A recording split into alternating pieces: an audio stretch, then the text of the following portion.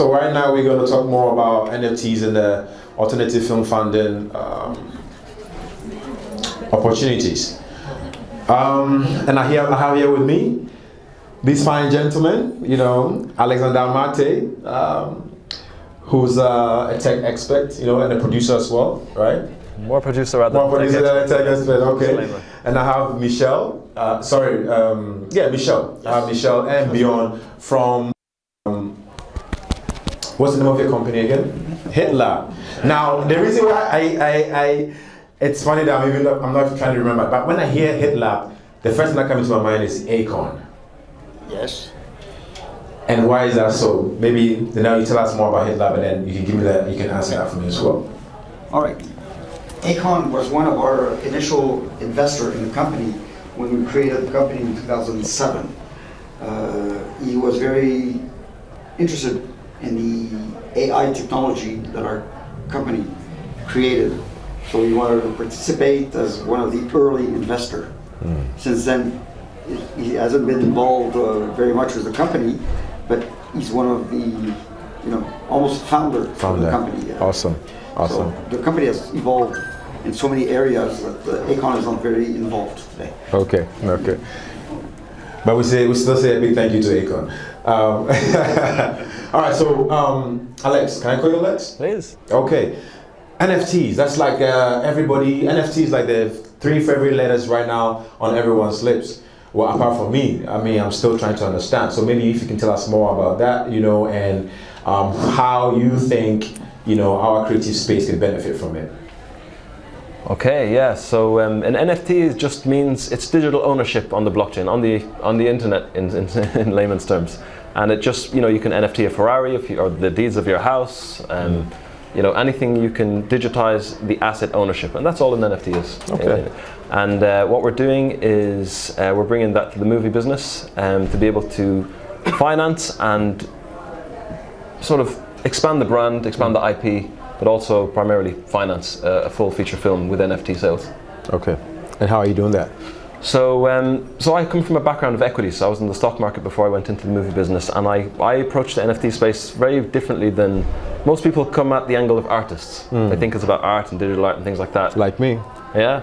So, but I see the NFT space as a multi-dimensional stock market, where the NFT itself is like the PFP. It's your share certificate. Okay. But what you do behind it with the tokenomics and the experiential, like with an NFT, when you buy something, usually you pay money and you get something in return. Right. With an NFT, you buy maybe 3 things with the possibility of 6, 7 other things. So it makes things really multidimensional in that respect. So with the movie, for example, it allows you to own part of the movie, part of the IP, part of the box office and streaming revenues.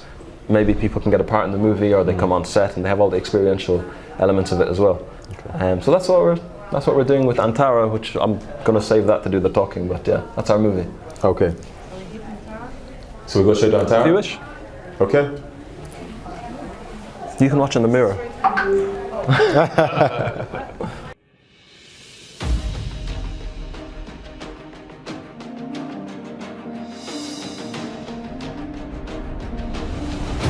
Troy, Gladiator, 300, Lawrence of Arabia, Hercules. All of these epics have been told in cinema, except for the story of Antara. This film has everything of a classic and timeless epic. It's got action, it's got love, suspense, controversy, slavery, freedom. It hits every single note of a timeless and classical epic. Sure. So this is an interesting one because Antara, it's a true story first of all. We put this together with the professors of Arabic literature from Oxford, Cambridge, Yale, SOAS. Antara he was a black slave born in the desert in ancient Arabia, so this is like about 80 years before the Islamic era.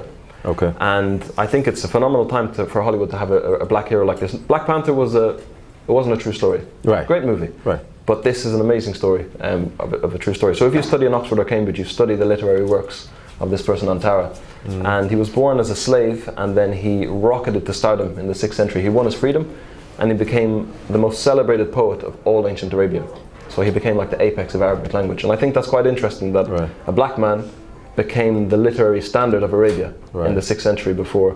So this is an epic like Troy, Gladiator, Swords and Sandals, Desert, Romance, Swords and, you know, all that sort of thing.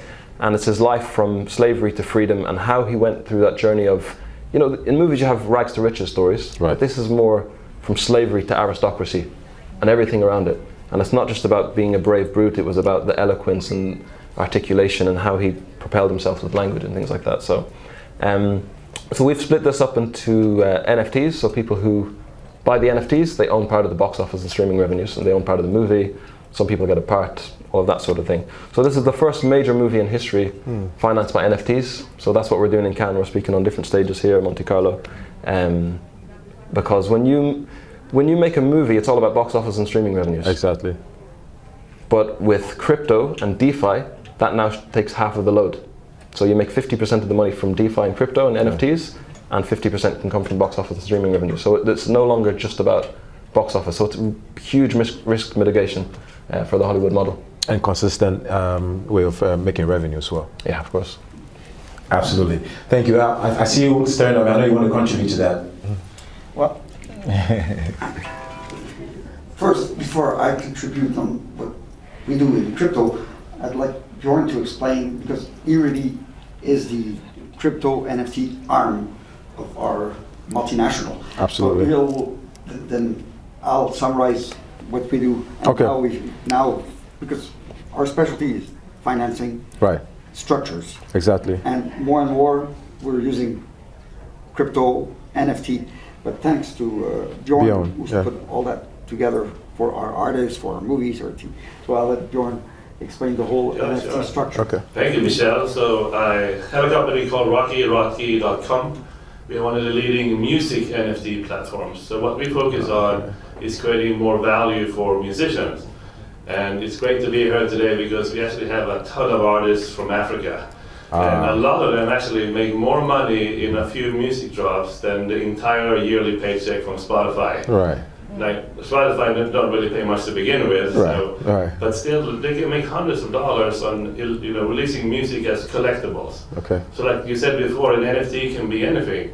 I typically describe an NFT as it's this empty box, and inside this box you can put whatever you want. And that store of ownership is on the blockchain. It can never be cheated or forged. It's fully transparent.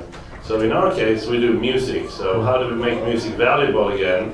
By creating very few pieces, collectible pieces, up for auctions or fixed price. And we also do royalty NFTs, which is similar to your model there, where music fans can actually pre-purchase percentages of royalty rights of future earnings of the song. And we have a great partnership here with Hitlab using their AI technology, the Hitlab score, that will basically give music fans and music speculators a score to see how good is this song compared to, hundreds and hundreds of previous #1 Billboard songs through the time, through what, 20 years was it? Through the AI Hitlab score. Right. So I can see you uploaded a song, your score is 3, and you uploaded a song, your score might be 8. So if I want to speculate in a music NFT, obviously I might go for the number 8 in the score because there might be a much better chance that in the future there will be a much higher resale value. So we're just integrating that now. Okay. And that's kind of our focus, music NFTs and royalties just for the music industry. And at the African continent, that's been one of the first to be really on top of this. They are seeking alternative revenue sources, and I think they're actually leading the game. Absolutely. Let me touch on this real quick, since it's music, because earlier on, she was saying that Africa, this is our time, and indeed is our time because all eyes are on Africa right now for the creative space. Because other areas have really hit the brake. Because we've seen it all. So. And music, in the sense that earlier I was talking about Wizkid and Justin Bieber collaborations. You have the likes of Burna Boy from Nigeria closing down Billboard Music Awards. I have never seen that before.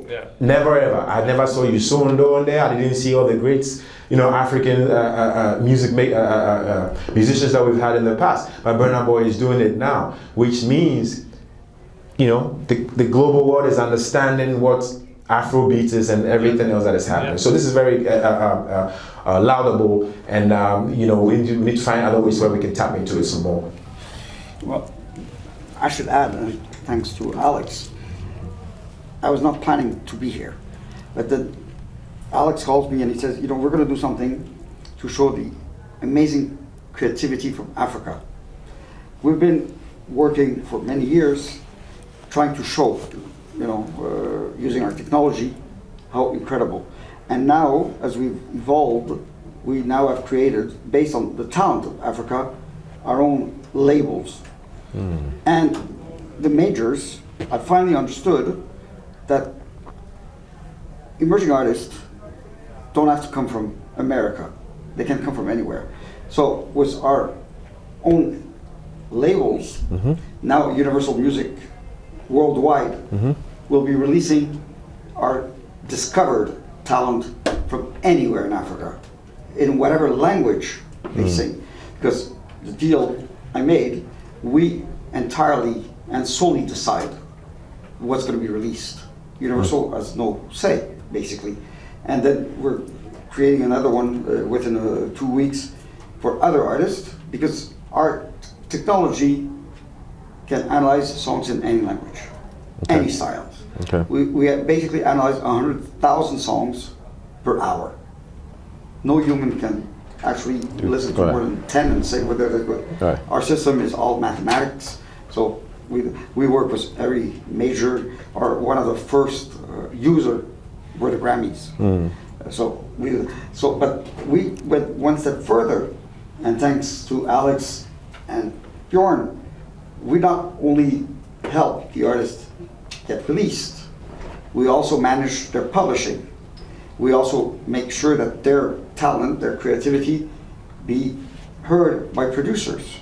So for movies, for advertising, for TV.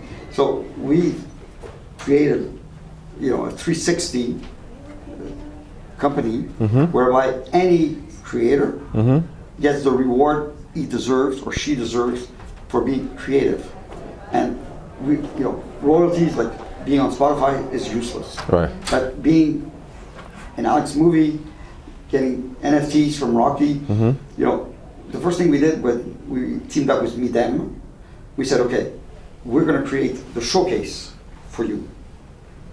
The only showcase at Them were talent discovered by our company.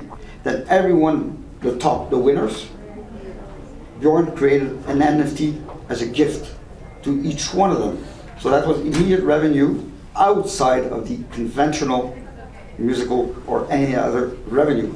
And then we signed them, we released them, but we find an artist in Lagos, he'll be heard within a week in Colombia, in Japan, everywhere, because we automatically do it on a worldwide basis. Exactly. First digitally, and now it's the best of the best physically as well. And so that's what Hitlab.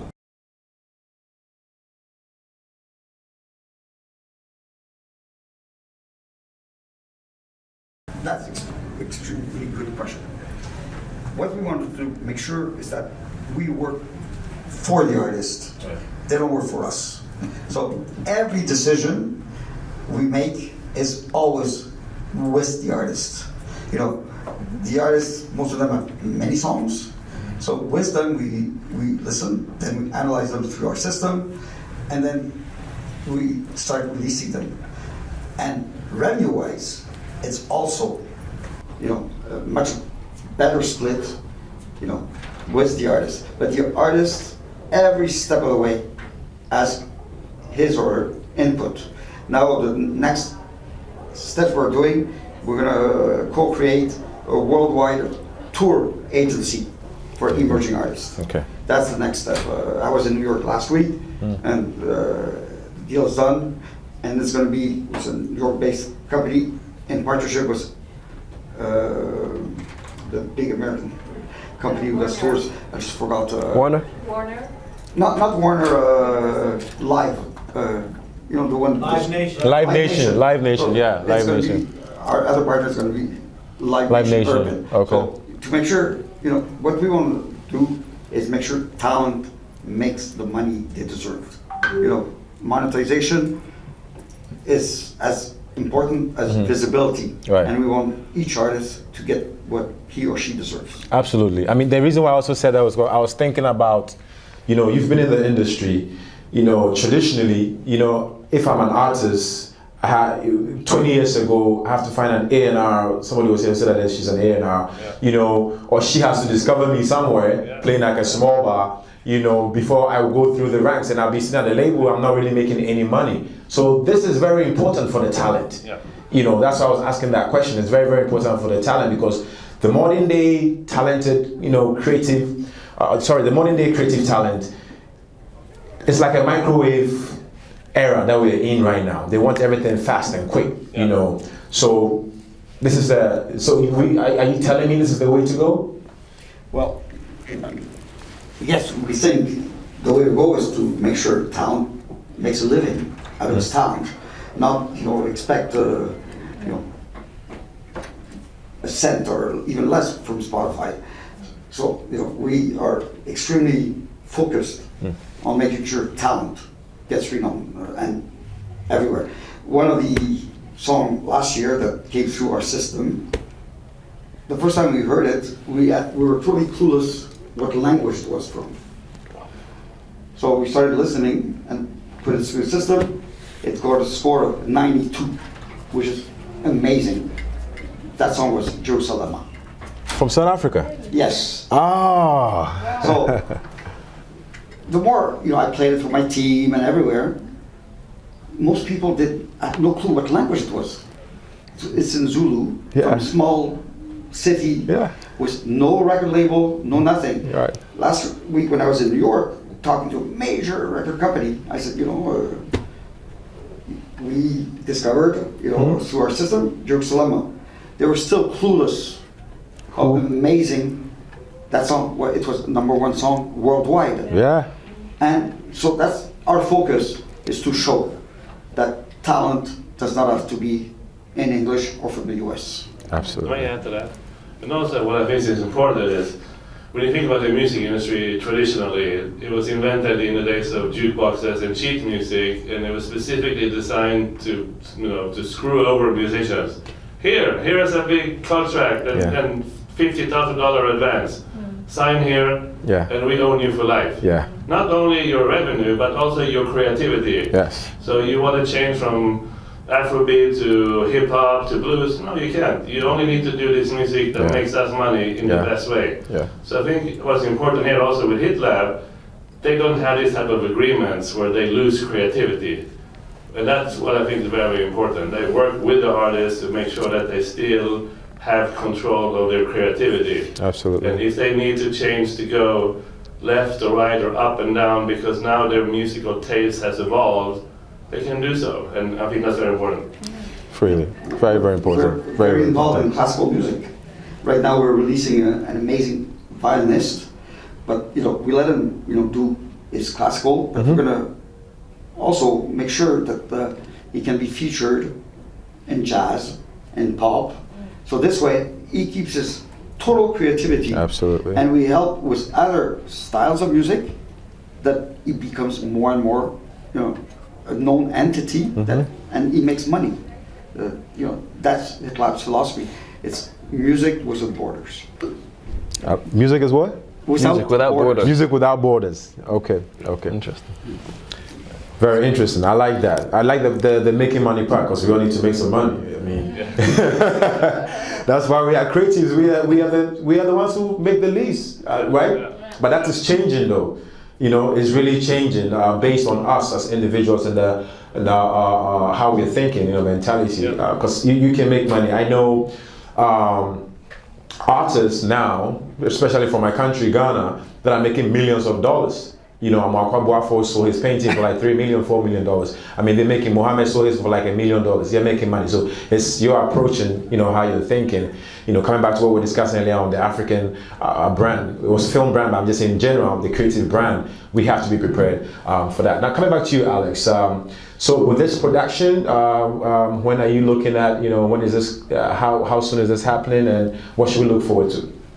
Yeah, so we're not going to shoot until October because it's too hot in the desert. We're shooting in Neom. I don't know if anybody knows Neom. It's northwest Saudi Arabia. It shares an ancient trade route with Petra. So it's got really dramatic deserts, like dramatic rock formations, and it's amazing. And we've done about $1 million so far with our NFT sales, and we've done other NFT projects. It's interesting what you're saying about it's sort of like democratization of music, because this is what David Bowie did. We did David Bowie NFTs as well for the Bowie estate. We did Freddie Mercury, a few others, and what David Bowie did is he bought back his catalog, right? He released what's called Bowie bonds, and it's he was ahead of his time. And what's happening now it's not just NFTs, it's Web3. This is sort of the technology and blockchain and everything like that. What is Web3? It's just, Web 1 is like a triangle. Very simplified. This is the best way to describe it. It's like a triangle. Okay. Web 2 is like a pyramid. Okay. Web 3 is like a sphere comprised of all of those pyramids. Okay. So that's how multidimensional this whole space is, where, like you say, music without borders, you can be, before it was just classical music. Right. Jazz comes along, then it merges with hip hop, and then you have a bit of this and a bit of that, and it's inevitable evolution of the human spirit. Absolutely. Same thing we're doing in the movie space, where with Web3, now a writer who never got a chance on Hollywood because maybe he's based in Poland, Shanghai, Korea, and we're seeing now with Parasite, which won Best Film last year or the year before. 2 years ago. From Korea. Right. Which, these are new things, So with Web3, movies can be bold again, because we don't need another Transformers 16, 17, 18. When was the last time you were really excited to go to the cinema? Like really excited. And with this space, writers, producers, score composers, on Twitter Spaces you have like 100, 200, 300, even 1,000 people, all coming from their different respective fields, all collaborating together without a gatekeeper from Hollywood or in the music industry. Exactly. That's the thing of Web3. It's allowing for bold, unencumbered creativity and collaboration. So, but yeah, back to the movie. We're going to shoot in October. It's a $45 million epic. We have I don't know if you guys remember the movie Immortals, 2011. Yeah, I remember Immortals. Tarsem, we chose the director. We have Stuart Sutherland. He just finished Gerard Butler's movie 6 weeks ago in Saudi Arabia as well, $50 million movie. And Tarek Ben Ammar has been a great help as well. He did like all of Michael Jackson's History World Tour. He just financed House of Gucci. So it's a big, budget movie. Right. And the good thing about what we have in NFTs in the movie business, which we don't have in any other industry like real estate, shipping, anything like that, is tax credits. We only need to finance maybe 20-30% of the movie via NFTs. And those people get most of the perks and most of the utility and all of that with the NFTs. And then we've got gap financing, we've got we even said to the government of Saudi Arabia, like the Ministry of Culture, we said, look, you can buy our NFTs as the tax credits. So they're cash flowed in advance and you own them and it stays in escrow. So at least we know we've got 40% of our budget covered. Right. So there's so much that can be done within this Web3 space, smart, with NFTs being the medium of transaction, So, but yeah, we're minting on our website. It's arabiancamels.io. That's where you mint the NFTs. And the NFT space this year is very, very different than last year. Last year when we did our first collection, we didn't even have our website finished and we had sold half our collection. That's how busy it was. People were just buying everything. Now we've had to split up between like Binance, different exchanges, art galleries in London selling them as physical. Right. So you can go into a gallery, you pay like $3,000, you own part of Troy, let's say, via that painting that hangs on your wall, and it pays you $2,000 a week for 5 years. So it's kind of rethinking the art industry even. Right. And Web3 is going to penetrate politics, shipping, legal, everything. It's not just movies and music. It's everything. Okay. So it's a really exciting time. I'd advise everybody to be very, very, don't get left behind. Absolutely. Be literate in that, because I feel bad for people who don't get it. Are you indirectly talking to me? Yes. Because coming from a traditional stockbroking background, I used to say things like, come on guys, just stick to the real stuff. Right. And then once I got into crypto and I thought, oh my god, it's too fast, too efficient. Right. And in business and economics, speed and efficiency kills. Like that's number one. Okay. And it's never going away, So absolutely. I'd advise you all to really. I agree with that. Yeah. Ape in, as they say, or hump in, as they say. Yeah. We're definitely on it. I mean, with people like you and Bjorn and Michel, why not? I am going to So when I start calling you and asking you questions, don't pretend like you can't see my messages, because we have to make this work. Don't know that guy. Anyway, guys, any last words before you leave? This has been a very engaging and impactful conversation. Learning so much, NFTs and what we can really do in our creative space. And then where we can find you before you go. You can find us. ArabianCamels.io is my main company. So if anybody ever wants to have questions about the NFT space, but it's a great time for Africa. Other parts of the world are sort of maybe too saturated. Africa's fertile grounds and young population full of passion and power and canned heat, which has never really had the real chance to see the light of day. One of the biggest things that's crippled Africa the most is the fiscal policy. Yes. This is what makes crypto so interesting for Africa and why Africa could be so huge, because it doesn't have the fiscal barriers placed. You can't even transfer money to Ghana or Nigeria or without a million questions and this and that. Exactly. Even to LA, I had to send my editor $3,000 before. It took like 10 days, the FX broker, the invoice date is wrong, you prove this, prove that. Crypto, 30 seconds it's there. Yeah. No questions. So with Africa and trade and Web3 and crypto, like Akon has Acoin. Right, Acoin, really exciting time. And for a story like Antara, I think, because he was a black hero, a real true life black hero who made such an impact in the world. Exactly. Both in terms of literature, culture. He's known for he's known for his character. Exactly. How to carry himself, how to conduct himself, generosity, all of these type of things. So it's a great hero for the world to have, who's a black hero. And it's one of those movies where you think, how did Hollywood miss this? They tried to make it with Dwayne Johnson in 2010, but back then the Middle East wasn't really ready. Now they're throwing millions at the movie business. And I strongly believe it's going to open a lot of doors. I strongly believe it's going to open a lot of doors, for filmmakers to start, to rethink. We have like Santua, from the Ashanti tribe in Ghana, Mansa Musa. I mean, these are all stories that we need to really tell. You know what? I may as well take this opportunity to announce that Nkrumah is our next movie that we're doing as NFTs. That deserves a round of applause, people. So for those of you who don't know, Kwame Nkrumah has more impact than Nelson Mandela. Way more. It's just Nelson Mandela had more media in his era. Nkrumah, honestly, even till he's way ahead of his era. Way ahead. Way ahead. Way ahead. So that's our next one. We're going to do that with crypto as well. Yes. Maybe we can do something with Acoin or with Akon where we do some of the movie financed by crypto and things like that. But absolutely. We're going to hopefully shoot that in Ghana. And Nkrumah's story is way overdue. Awesome. Well, to answer your last question, we're definitely open for business. Where to reach us here? I have at least 5 people working with me, so that's easy to reach. Okay. We're here. I'm here personally until the 25th. Might be harder to reach me sometimes, but Bjorn is here. I have Rachel. I have, some key people from the company. So we are here. So give us a handle to the company or something so that we can easily, or we should just Google and then we will be able to communicate properly. Sure. Well, in the leaflet you have all the. Okay. So you have. I'll give you Michel's WhatsApp number if anyone wants it. There you go. We want that direct link, I would like to echo what Alex said there, that crypto, the adoption is coming so fast. Before crypto, the fastest adoption of any technology known to mankind was the adoption of the internet. Right. In the late 90s, and that was at 9%. The current adoption of crypto is at 18%.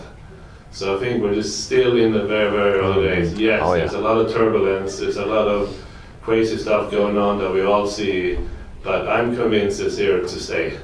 So I'm finished. Yeah, please. And then of course, anyone, we have an artist team at Rocki that works directly with artists. So, NFT, music NFT might be something scary for a lot of people, but just email hello@rocki.com if you're an artist. We'll be more than happy to work with you, walk you through how to mint. We even actually pay you our money to cover the minting costs to get you going. We have webinars, tutorials, so we can basically handheld you along the way, so you can discover this new way of earning new revenue. So Rocki.com is where we're at. So happily to work with any artist from Africa. Absolutely, we'll definitely find. But before you go, there's one very important point I think we need to make when it comes to NFTs. How secure are we in all this? Yeah, there's lots of hacks and scams in the NFT space. Right. They use an app called Discord. Discord is like a chat channel where you talk to everyone. You know, if we're in a community together, let's say we do the Arabian Camels community, we've got a Discord, and you go in there and you just talk to your friends, you ask about the updates, what did I miss last week, what's an update on the movie or whatever.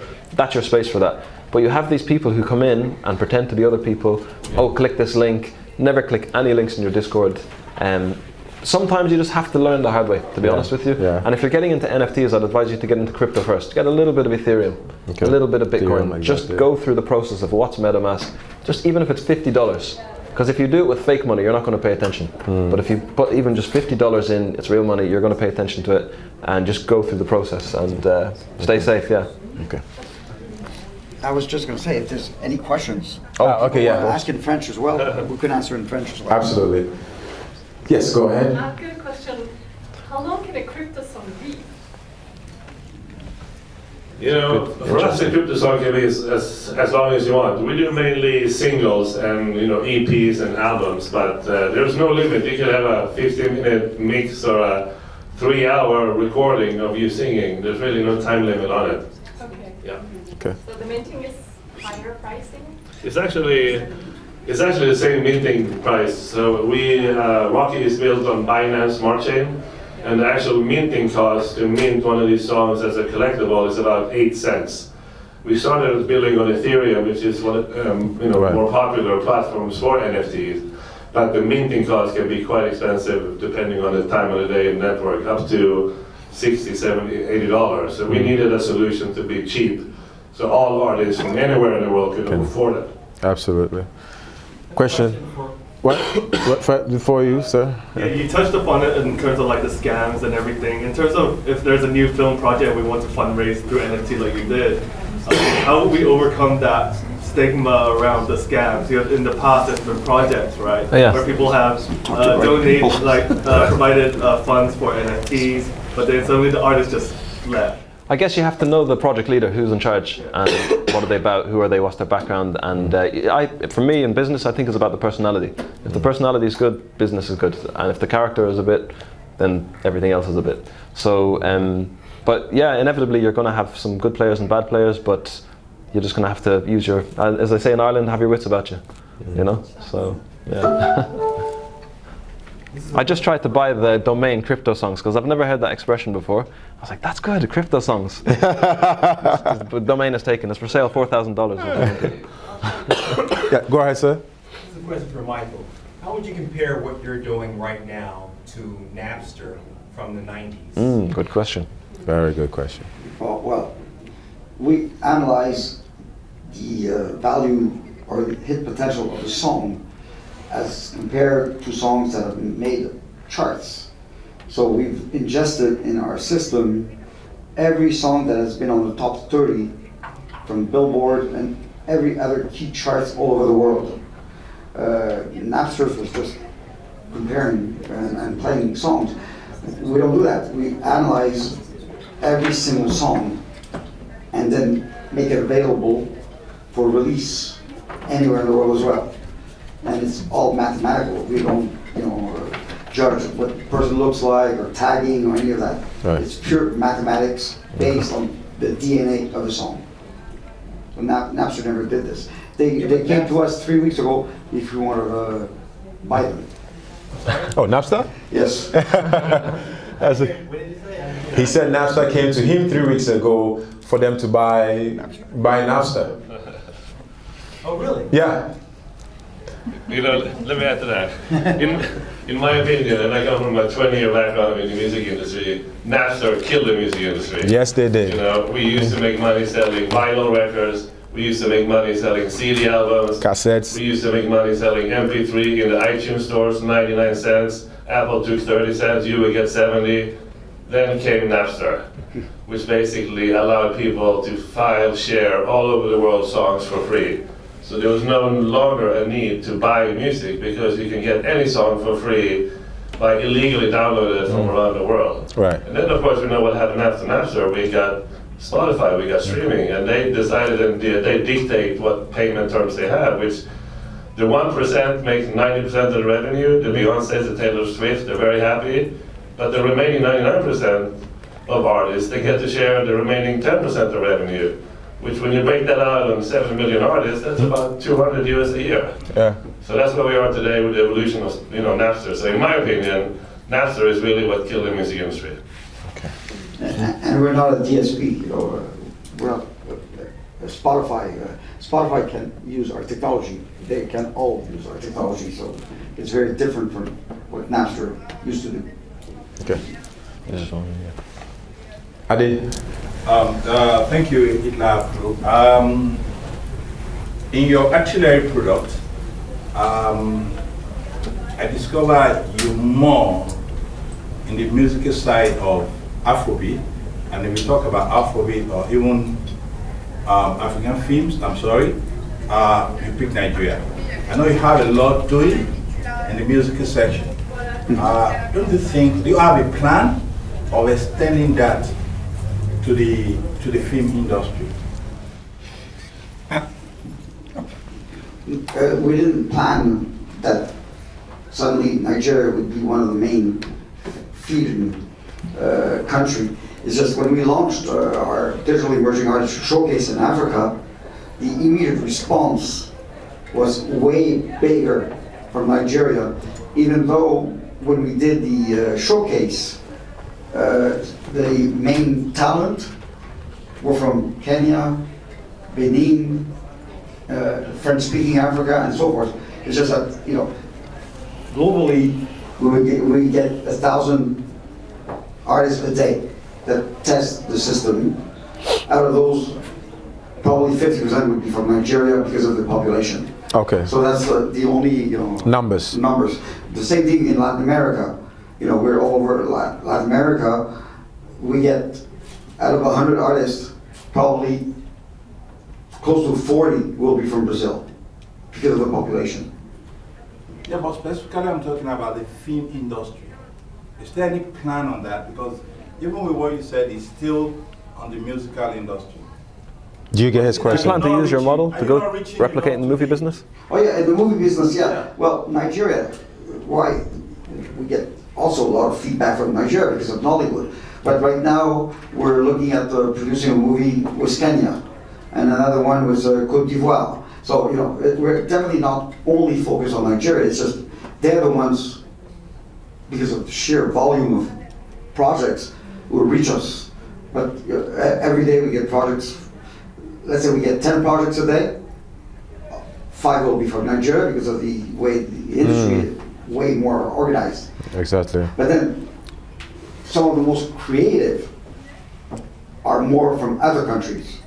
We just got a project from Tanzania, extremely creative. Or we got one also, I think 2 days ago from Mali. So, we look at everything. We have no, priorities or preference. I think you're not sending out your preference and the level of qualities of content you have. Because if you talk about highly creative and with the office that I occupy, I think you're not doing enough publicity towards that end for them to come out with their products to you. So I'll probably advise that you do more, because if I don't know you to be doing something around that space, that means your publicity is not, if my office, not personal, if my office don't know you, that means your publicity is not reaching the right target audience in terms of the film and with the musicals as well. Well, I agree with you. You said you are expecting them to reach you. No. On the musical, what I can trace, what I can quickly gather in less than an hour, well, thanks to internet, when I saw your profile, was that you reach out to those talents because you see them grow. Okay. And you made it possible from,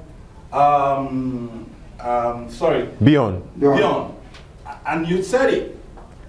That most African content, most African musicians, and in fact, Nigerian musicians make it more.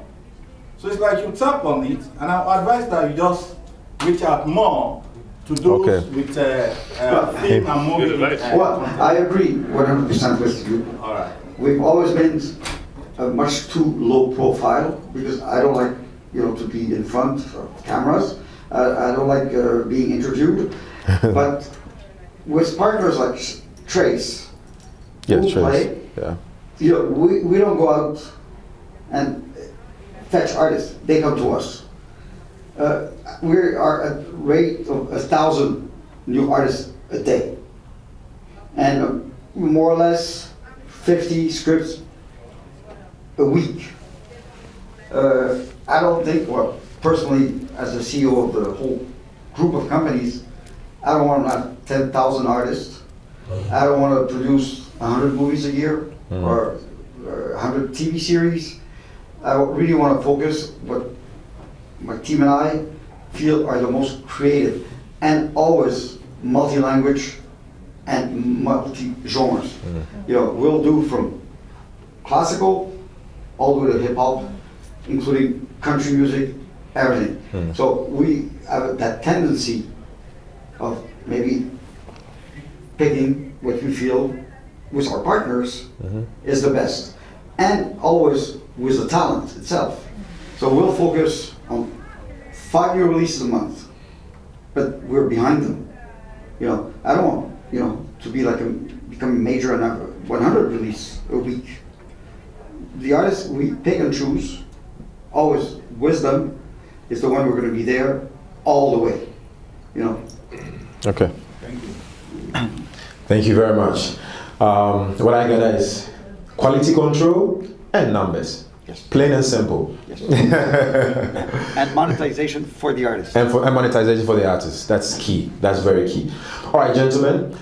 Thank you very much for doing this with us. You staring at me. Any last words? Last words? I would say that's a shame that we couldn't watch it because just the Wi-Fi or whatever. But on our website, ArabianCamels.io, I'd strongly recommend watch it because Mark Fusco was. Oh, sorry. What was the website again? ArabianCamels.io.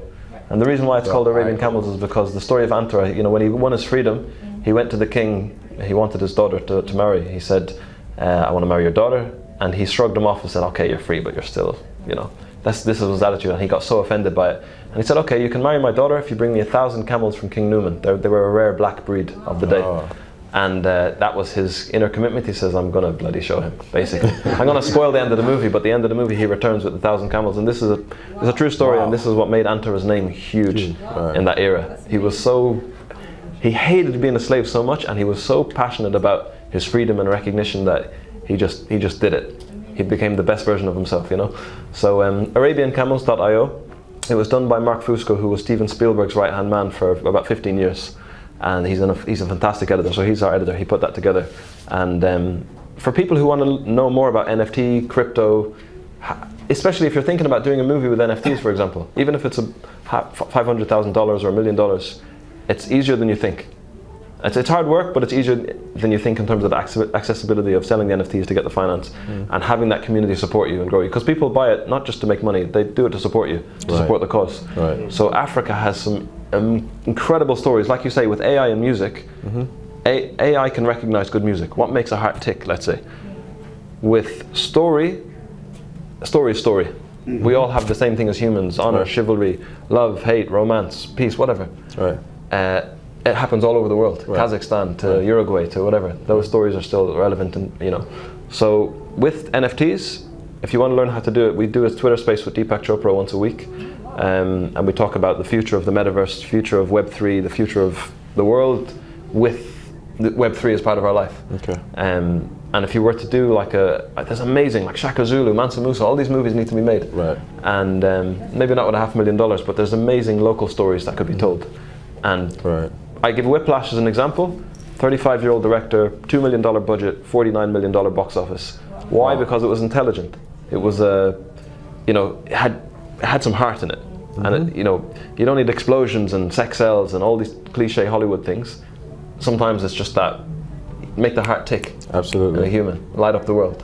And with Web3, you've got that freedom where you don't have to fit into the Hollywood box. If you're raising with your community, $100 each from 10,000 people around the world is not difficult with the right little marketing strategy. There you've got $1 million or $2 million, So if you plan to do NFTs with a movie, want to learn about it, that's why a lot of people follow us on Twitter Spaces. To feel free, and you can ask questions wherever you are in the world. Twitter, follow, go on the space, click, and just listen. Okay. Yeah. Okay. Well, thank you very much, Alex. I'm definitely calling my round of applause, ladies and gentlemen. So, I'm a film producer from Ghana as well. I mean, you're Ghanaian and Irish. Good to. I tried to teach this to people. You know, in Ghana, you shake hands and you do snap. this. Only Ghanaians are cool enough to just relax about it. Other people are too they try too hard. Just relax. That's good. That's good. That's good. So I did that film with him in 2019. Premiered it because of COVID. We couldn't do all that, so we moved fast forward. So now you're giving me more hope because we've been struggling as filmmakers because we shot a movie right before COVID and then we couldn't even premiere it. We had to wait a year after. So you can feel our pain, you know, maybe a bit. The movie's on Amazon Prime right now, but we're still making pocket change. But this is the way to go. I'm definitely calling my director. We're having that conversation, and we're going to put our movie on maybe your platform or on his platform. Just like what you guys are doing with the movie is to make sure that musicians monetize properly.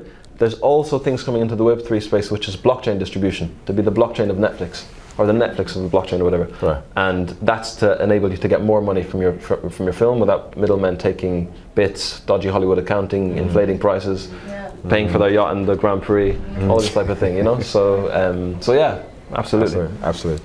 Well, thank you very much. Thank you very much, Alex. Thank you, Michel. Thank you, Bjorn. Thank you. Definitely. Thank you guys.